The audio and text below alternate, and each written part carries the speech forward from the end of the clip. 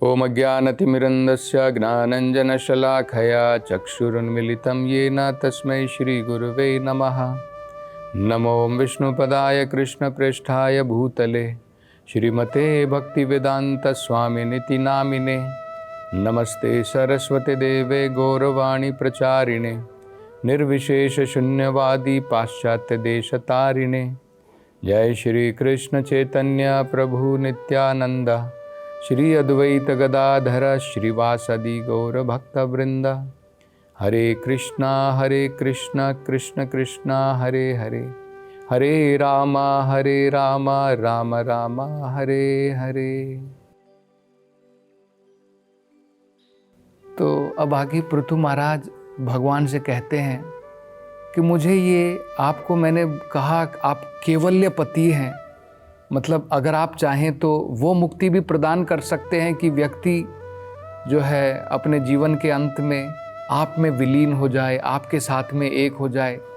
जो परमानेंट मुक्ति नहीं है, टेम्परेरी मुक्ति है बाद में, क्योंकि अगर आपके चरणों की सेवा उसे प्राप्त नहीं होती है बाद में दोबारा भौतिक संसार में आ जाता है।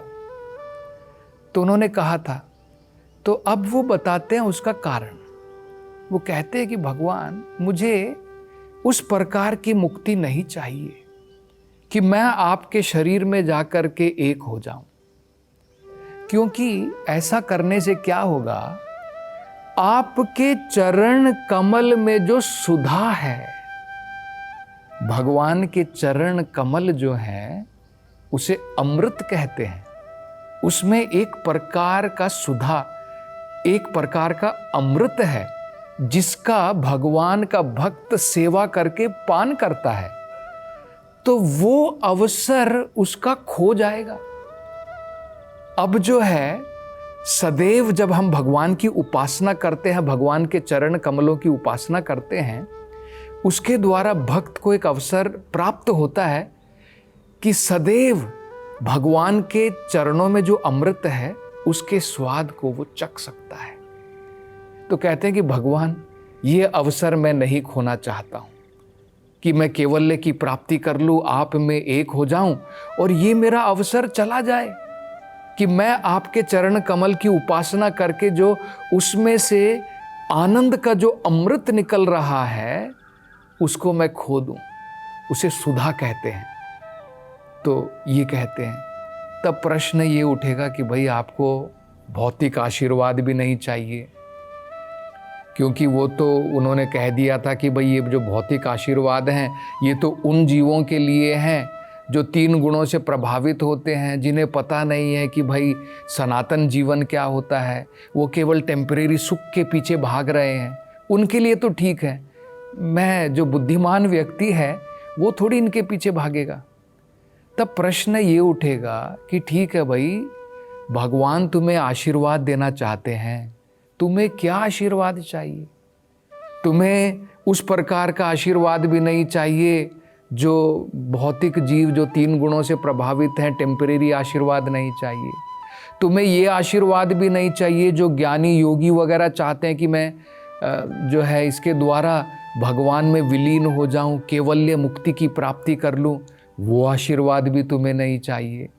तो तुम्हें क्या आशीर्वाद चाहिए? तो पृथु महाराज अब कहते हैं कि भगवान अगर आप मुझे आशीर्वाद देना चाहते हैं तो मुझे ऐसा आशीर्वाद दीजिए कि अब मैं आपकी कथाओं का श्रवण 2 कानों के द्वारा कर रहा हूं, ये बहुत कम है। आपकी कथाएं सुधा हैं। आपकी कथा जब मैं सुनता हूं वो अमृत की भांति है। तो इन 2 कानों से मैं कितने अमृत की प्राप्ति करूं? तो अगर आप मुझे आशीर्वाद देना चाहते हैं, आयुतकर्णः, भगवान मुझे 10 लाख तो मिनिमम, कम से कम 10 लाख कान तो दे दो। उसके द्वारा मैं आपकी कथाओं की जो सुधा है उसके अमृत का मैं पान कर सकता हूं। क्योंकि आपकी कथा जब जो महान भक्त हैं उनके द्वारा जब हम सुनते हैं, आपकी कथा तो पहले ही अमृत है और अत्याधिक अमृतमयी हो जाती है। यह आपने पहले भी सुना होगा, भागवत में ऐसा बताया है। सबसे पहले भागवत कथा वेद व्यास जी ने लिखी। वेद व्यास जी ने ये कथा अपने पुत्र शुकदेव गोस्वामी को बताई, और बताया जाता है कि जब शुकदेव गोस्वामी में नैमिषारण्य में परीक्षित महाराज को ये कथा सुनाई भागवत की, तो उसके बारे में क्या कहा है भागवत में? शुखा मुखाद अमृत द्रव्य संयुतम। शुक के मुख से जब ये भगवान की कथा निकली, शुखा मुखाद अमृत द्रव्य संयुतम, वो ऐसी निकली जैसे मानो रसीले जो फ्रूट होता है, जो फल होता है, जैसे मानो व्यक्ति उसका आस्वादन करता हो। द्रव्य संयुतम, इतनी जो है महान कथा जब भक्तों के मुख से, भगवान के शुद्ध भक्तों के मुख से निकलती है, ये अमृत रूपी कथा और अत्याधिक अमृतमयी हो जाती है। बड़ा सुंदर उदाहरण दिया जाता है शुकदेव गोस्वामी जी के बारे में। शुक का मतलब होता है संस्कृत में तोता, पैरेट। तो हमें सबको पता है कि आम का फल या जो फल होते हैं, जो पेड़ पर पकते हैं, बड़े मीठे होते हैं।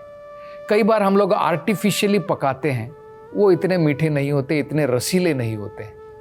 लेकिन पेड़ के ऊपर जो मैच्योर, तो भागवत जो है उसको कहा जाता है निगमः कल्पतरोर गलितम फलम। ये कल्प वृक्ष, वेद कल्प वृक्ष है, मतलब जो हमारी सारी इच्छा पूरी कर सकते हैं, और उसका पका हुआ फल कौन सा है? भागवत है। तो अगर आप वेदों का सार समझना चाहते हैं, अगर आप भागवत सुन लेते हैं, तो वही वेदों का सार है, वही वेदों का पका हुआ फल है। तो पका हुआ फल कैसा होता है? अमृत के बराबर होता है। यही पका हुआ फल अगर तोता उसे चखता है, तो कहा जाता है कि वो फल और ज़्यादा मीठा हो जाता है। तो यही कहा है, भागवत कथा भगवान की तो अमृतमयी है, लेकिन यही भागवत कथा जब शुकदेव गोस्वामी के मुख से निकली, अमृत द्रव्य संयुतम, अत्यंत रसीली हो गई, अत्यंत अमृतमयी हो गई। और भक्त जब इसका पान करते हैं तो अनंत आनंद की प्राप्ति करते हैं। ये क्यों महत्वपूर्ण है? देखिए, क्योंकि हम लोग सोच सकते हैं, प्रभु जी आप कह रहे हैं कि हमें शुद्ध भक्तों से भगवान की कथा सुननी चाहिए। हम तो कहीं से भी सुन सकते, इतने सारे कथाकार हैं जो बड़े ही सुंदर तरीके से हंसी मजाक करके, बढ़िया प्रकार से, अलंकारों के साथ में बढ़िया प्रकार से जो है भगवान की कथा सुनाते हैं। बढ़िया लग जाती है हमको तो कथा। तो लेकिन क्या होता है, वो कथाएं अमृत के बराबर नहीं है। जब ये भगवान के शुद्ध भक्तों के मुख से निकलती है, तो ये जो अमृत की कथा है, ये और ज़्यादा रसीली हो जाती है। भगवान स्वयं कहते हैं इसके बारे में भागवत में। भगवान स्वयं कहते, क्या कहते हैं भगवान? भगवान कहते हैं सताम प्रसंगात मम वीर्य समविदो भवन्ति हृत कर्ण रसायन कथा। भगवान कह रहे हैं, मेरी कथा अगर तुम भक्तों के द्वारा सुनते हो, भक्तों के संग में, सताम का मतलब क्या होता है? सताम प्रसंगात, इनके एसोसिएशन में, इनके प्रसंग में, इनके संग में। किनके संग में? क्या हम प्रोफेशनलों के संग में सुने भागवत कथा, जिन्होंने धंधा बना लिया है पैसे कमाने का भागवत कथा बोल करके? उनके हमको मनोरंजन जरूर मिल जाएगा, लेकिन भगवान की भक्ति, भगवान के प्रेम की प्राप्ति नहीं होगी। कैसे पता चलेगा? पता ऐसे चलेगा कि हमारे हृदय में बदलाव ही नहीं आएगा। भागवत की कथा अगर आप सही जगह से सुनेंगे तो आपके हृदय में रेवोल्यूशन आ जाएगा, क्रांति आ जाएगी, आपके विषय की वासनाएं छूट जाएंगी, भगवान से प्रेम बढ़ जाएगा, भगवान की कथाओं में रुचि बढ़ जाएगी। ये होता है। तो भगवान बताते हैं कि सताम प्रसंगात मम वीर्य समविदो। अगर हम भगवान की कथा महान भक्तों के संग में सुनते हैं तो क्या होता है, भवंती हृत करना, हृत का मतलब होता है हृदय, और कान अत्यंत संतुष्ट हो जाते हैं। तो जब हम बाकी लोगों से कथाएं सुनते हैं, ना तो हमारे कानों को संतुष्टि मिलती है, ना हृदय को संतुष्टि प्राप्त होती है। लेकिन जब हम भगवान की ये उत्तम कथाएं भक्तों के मुख से सुनेंगे तो हमारे कानों को भी संतुष्टि और हमारा हृदय भी सेटिस्फाइड हो जाता है, संतुष्ट हो जाता है। तो ये तो भगवान बताते हैं।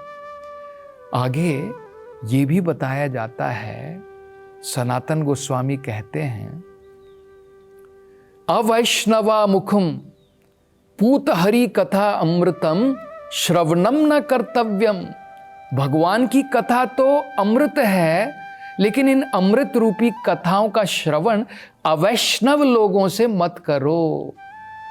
अवैष्णव का मतलब है जिसका भगवान के ऊपर, जिसका ध्यान नहीं है, जिसकी भगवान के ऊपर भक्ति नहीं है। जो व्यक्ति ये सोचता है मैं और भगवान एक ही हैं, उन व्यक्तियों से, अवैष्णव लोगों से भगवान की कथा मत सुनो। तो हम बोलेंगे नहीं, भगवान की कथा तो अमृत है, किसी से भी सुन ले। तो कहते हैं ये बिल्कुल इसी प्रकार से है जिस प्रकार से पयः का मतलब होता है दूध जो होता है, सर्प उच्छिष्टो यथोपयः। अगर आप दूध अमृत जो समान है, अगर सर्प उसको छू ले तो क्या होगा? क्या वो अमृत का काम करेगा? वो तो जहरीला काम करेगा। तो अगर हम प्रोफेशनल लोगों से सुनेंगे तो केवल वो जहर की भांति काम करेगा।